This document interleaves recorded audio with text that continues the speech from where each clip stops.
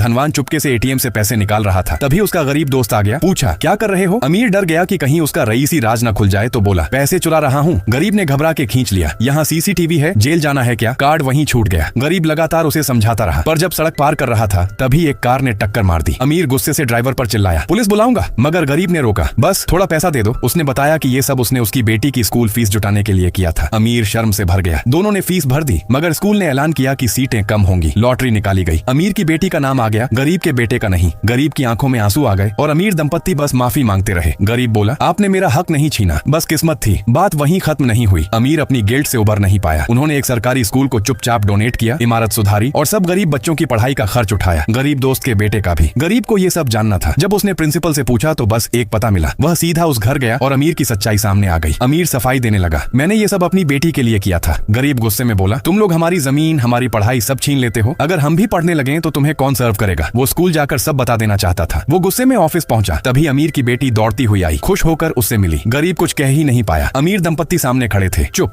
गरीब बोला, हम दोनों में यही फर्क है, मैं किसी और का हक नहीं छीन सकता। अब अमीर का सब्र टूट गया। वो खुद स्कूल गया और सच्चाई बता दी। बीवी ने रोका, पर उसने कहा, अगर मैं अच्छा इंसान नहीं बन सका तो अच्छा बाप या पति भी नहीं बन सकता। प्रिंसिपल को कुछ भी आश्चर्य नहीं हुआ। उसने बस बच्ची की गरीब वाली फाइल हटाई और सामान्य छात्र बना दिया। तब अमीर को समझ आया, ये गरीब सीटें तो बस दिखावा है। सच्चाई तो ये है कि गरीबों को वहाँ कभी स्वीकारा ही नहीं जाता। फिर आया पेरेंट्स मीटिंग का दिन। अमीर सबके सामने बोला, मेरी बेटी यहाँ सिर्फ स्वार्थ सीखेगी, पर खुशी, सहानुभूति और इंसानियत वो उसे गरीबों से मिली थी। और फिर वो अपनी बेटी को लेकर स्कूल से चला गया, छोड़ दिया नकली अमीरों की दुनिया। उसे सरकारी स्कूल में दाखिला दिलवाया और वहीं के लिए फंड देना शुरू कर दिया।